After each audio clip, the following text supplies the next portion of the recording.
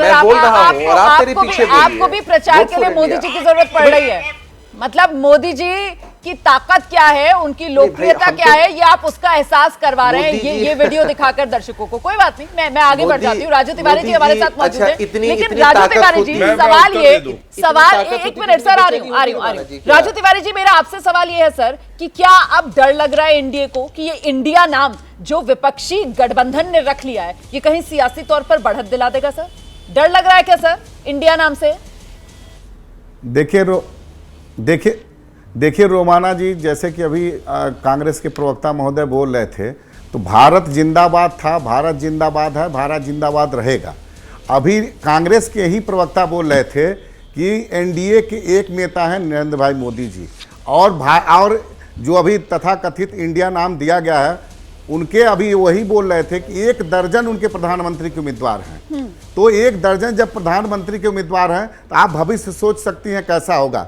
लेकिन मैं जो हमारे बिहार की बात मैं करना चाहता हूं कि हमारे यहाँ जो पटना से शुरुआत हुई महागठबंधन जो अभी इंडिया रूप ले रखा है, आप एक चीज बताइए कि नीतीश कुमार जी जो हमारे यहाँ के बोलते हैं उनके प्रवक्ता के सूत्रधार हैं, वो उनको बिहार की जनता ने खारिज कर दिया और बिहार की जनता के रिजेक्टेड के बाद वो एकदम से प्रधानमंत्री का उनके अंदर का जो था वो सबसे बड़े उम्मीदवार प्रधानमंत्री के। तो मैं ये कहना चाहता हूं कांग्रेस के प्रवक्ता की बात सुन करके कि जब उनके ही दल में लगभग 2 दर्जन प्रधानमंत्री के उम्मीदवार हैं, तो भविष्य में हमको लग रहा है कि एक पद के लिए इतना इन लोगों में गुत्थम गुत्था और वो होगा जिसका कोई कल्पना नहीं किया जा सकता। तो ये इंडिया नाम रख लेने से 100-125 करोड़ जनता का नेतृत्व नहीं होगा। जनता ने इनको बार बार खारिज किया है और इस बार भी यही होगा, ये लोग कहीं लड़ाई में नहीं रहेंगे। ठीक है, मैं जवाब लेती हूँ। अखिलेश जी, आप सुन रहे हैं, एलजेपी की तरफ से कहा जा रहा है इंडिया नाम रख लेने से कुछ सियासी हासिल नहीं कर पाएगा विपक्ष का गठबंधन। और सर, विपक्ष की तरफ से जो पूरी कोशिश थी वो ये कि साहब विपक्ष को एकजुट कर लिया जाए, एक उम्मीदवार उतारा जाए एनडीए बीजेपी के उम्मीदवार के सामने। अब मेरा सवाल यह है सर कि जिस तरीके से आज ही हमने देखा बीएसपी सुप्रीमो मायावती बाकायदा टेलीविजन पर आई और उन्होंने कहा वो तो समान दूरी बनाकर रखेंगी, चाहे बीजेपी वाला गठबंधन हो चाहे कांग्रेस वाला गठबंधन हो। इसके अलावा सर, चाहे बीजेडी हो, चाहे बीआरएस हो, चाहे वाईएसआर हो, टीडीपी हो, ये तमाम वो दल हैं सर जो ना एनडीए में नजर आ रहे हैं ना इंडिया में नजर आ रहे हैं। तो ये किसका फेलियर माना जाएगा, विपक्ष का?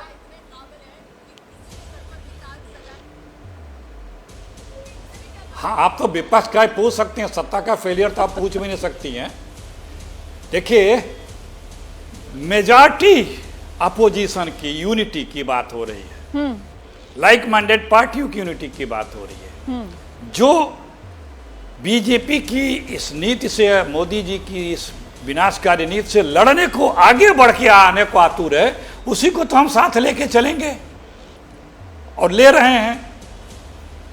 सर, मैंने ये सवाल दरअसल इसलिए पूछा कि अब मान लीजिए उत्तर प्रदेश है, सबसे बड़ा, सुन लीजिए ना सवाल, समझ लीजिए, सबसे बड़ा सियासी सूबा उत्तर प्रदेश है। जो रणनीति विपक्ष की है वो ये कि एक उम्मीदवार उतारा जाए। तो अब उन 80 सीटों पर तो ऐसा हो नहीं पाएगा। एनडीए का उम्मीदवार होगा, उसके सामने एक इंडिया का उम्मीदवार होगा और बहन जी भी अपना उम्मीदवार उतारेंगी। तो ये 80 सीटों पर तो सीधा मुकाबला त्रिकोणीय हो गया।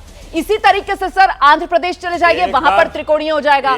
आप उड़ीसा आ जाइए, वहां पर त्रिकोणीय हो जाएगा। ये मेरा सवाल है सर। आप लोग नाना प्रकार से भांति भांति के आर्गुमेंट लेके आए कि कैसे मोदी जी के लिए डिस्कोर्स बनाया जा सकता हो, कितने सीटों पे 50% वोट मिला था, एक डिस्कोर्स ये लाएं, एक डिस्कोर्स ये बनाने का प्रयास करें कि इतने लोग अपोजिशन में है ही नहीं है तो मोदी जी से कैसे लड़ पाएंगे। ये बनाते रहिए, क्योंकि जो हारता हुआ होता है उसको समझाने के लिए, ढांढस बढ़ाने के लिए आप लोग काम कर रहे हैं, करते रहें। ये हटाए नहीं जाएंगे, ये लोग भगाए जाएंगे इस देश की जनता के द्वारा, क्योंकि आक्रोश है बीजेपी के प्रति, मोदी जी के प्रति आक्रोश है। पिछले चुनाव में दिखा है क्या किया इन्होंने। सर, पिछले चुनाव चिराग पासवान को गले लगा में तो ये दिखा सर कि 303 सीटें मिली बीजेपी को। पत्रकारिता कोई इमोशन नहीं है, ना अपना कोई ज्ञान देना है और ना कोई विचार थोपना है। पत्रकारिता क्या है? पत्रकारिता का मतलब है सही जानकारी इकट्ठा करना और तथ्य बताना। पत्रकारिता आज जितने महत्वपूर्ण दौर में है शायद पहले नहीं थी। इस दौर से निकलने के लिए सिर्फ सच दिखाने की जरूरत है, वो सच जो आपके हित को आगे रखे। इसलिए अब रात 9 बजे प्राइम टाइम नहीं होगा, ये आपका टाइम है।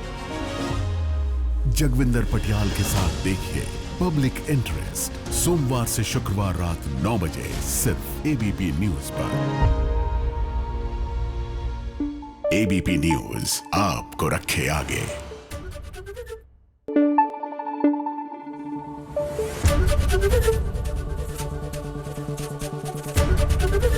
एबीपी न्यूज आपको रखे आगे।